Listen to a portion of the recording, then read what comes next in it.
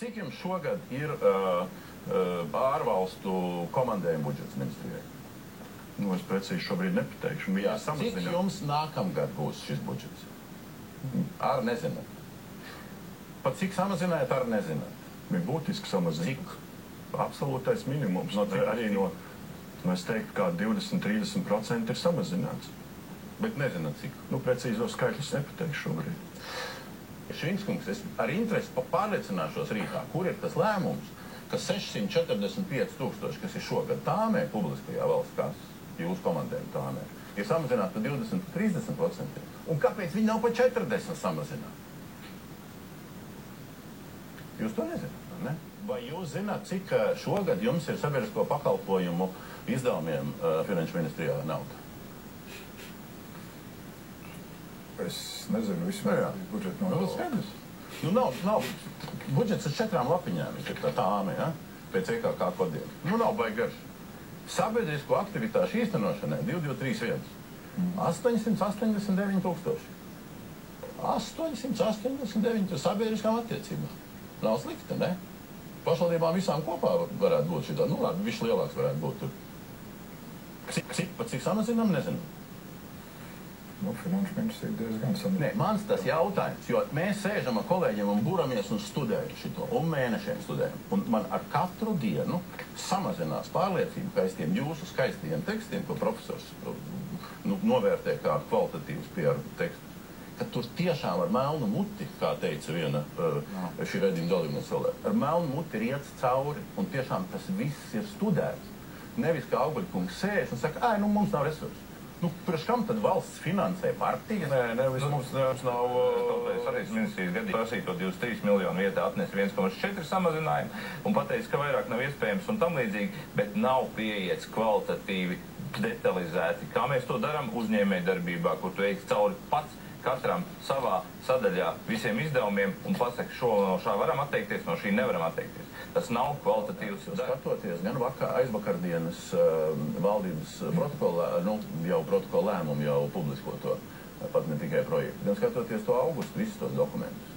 Nu, tur neparādās neviens pārskats, ka mēs esam izgājuši cauri funkcijām, gan valsts, gan pašvaldību, un sašķirojuši, ka vispār šitajās funkcijās mēs varam uzstādīt mazāk rezultāts, līdz ar to mazāks finansējums. Pie tam, kā Finanšu ministrija vērtēja par tām 250 programmām, šite pat nav izņemta nauda tik daudz, šite nav izņemta nauda, viss plānotā nav tik.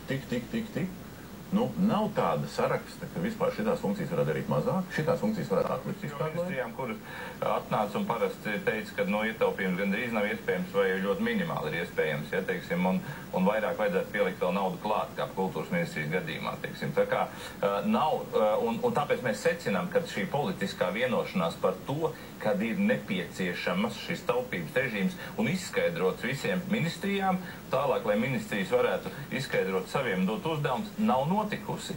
Ir tāda procesa tēlošana, mēģināšana izlīferēt cauri, varbūt izdosies tāpat tās iziet cauri, neko īpaši radikāli nevar. Vienošanās, ja tā ir politiska, tad, es domāju, lietas var kustināt. To arī Bitskungs teica, un tas ir arī jautājums par to, cik kopumā ir spēcīgas politiskās partijas un cik spēcīga ir ierēdniecība un kur tur kaut kādas kompetences ir vai nav.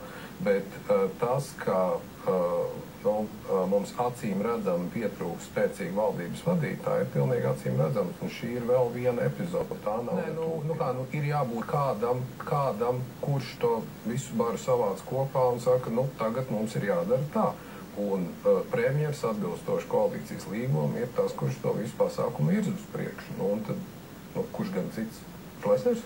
Labi, tad, ja jūs nofiksējam esošo situāciju, mēs esam budžeta pabeigšanas valdībā priekšvakarā, mums it kā šis ir prioritāte, bet ir acīm redzam, ka ne tai prioritātei nauda līdz galam ir atrasta. Ne tai prioritātei spēles noteikumi ir Tagad tā nauda ir atrasta un skaidrs, ka mēs virzīsimies izglītības kvalitātes virzienā. Jautājums par efektivitāti, tas ir tā teikt pašvaldības ziņā, ja tas ir pašvaldība dibinās skolu.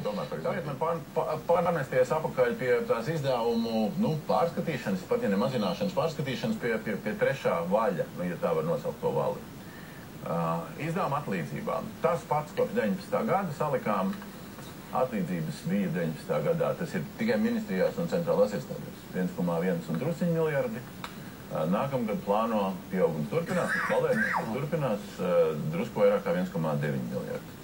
Un tas, ko pirmdien jūs pielēmāt valdībā, visu kopā draudzīgi, tur bija vienīgi atrunas par dažām ministrijām, kur ir tās specifiskās piemaksas, iekšliet un veselības, pielēmāt, ka jebko, kas saistās ar piemaksu, novērtējumu, prēmiju, balvu jautājumiem, jūs neaiztiekat vispār, tā kā vispār uz nākamo gadu.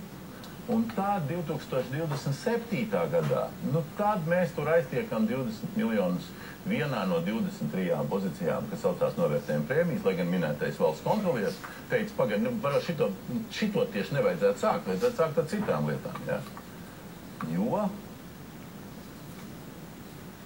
Darba samaksa ir, teiksim, gan samazināt cilvēku, man liekas, vismaz 800, es pareizi atceros, un darba samaksa ir samazināta 26. gadā par 24 miljoniem un papīru. Radina kungs, bildības paskatieties, kur viņi ir samazināti. Jūs 26. augustā šito akceptējat. Šis ir 26. augusta jūsu dokuments. Darba samaksa ir samazināta par 24 miljoniem un 27. gadā viss kopā samāri veidojas par 50 miljoniem publiskajā sektorā. Nē, vēl viens jautājumu. Cik šogad, jūs zināt, cik šogad ir piemaksām, prēmijām un naudas balvām 114 kods, 140 kods kopumā ministrijās un centrālās valsts iestādēs? Es zinu, ka kopējais darba samaksas fonds ir 1,9 miljardi un apmēram 22% ir dažādām prēmijām un motivācijas Tad šogad ir tuvu 1/4 miljardam prēmijas, naudas balvas, piemaksas finanšu ministrijā ļoti dāsnas, tā skaitā ar jūsu parakstu vadībai, ļoti dāsnas, visdažādākās esam te izpublicējušies krustas šķērs. Neaiztiekam. Jo?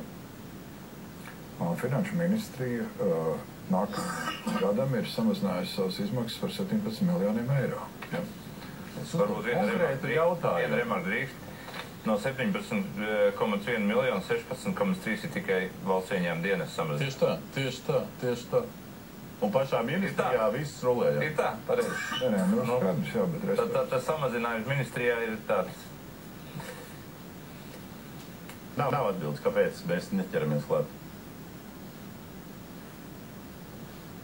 Citiem, kāpēc mēs neķeramies, kāpēc neliekam uz pannas šo jautājumu? Hei, bija uzlikt uz pannas visi tie 250 miljoni kopumā darba grupā, tā skaitā mūsu kolēģi nepiekrīt. Es teicu, ka jūs pieņemat lēmumu. Stiprināt, jā, tieši šo cēlumu. Vēl viens stāsts ir par šo gadu. Šogad ir apņemšanās nepalielināt vairāk par 2,6%. 7 miljoni plusā.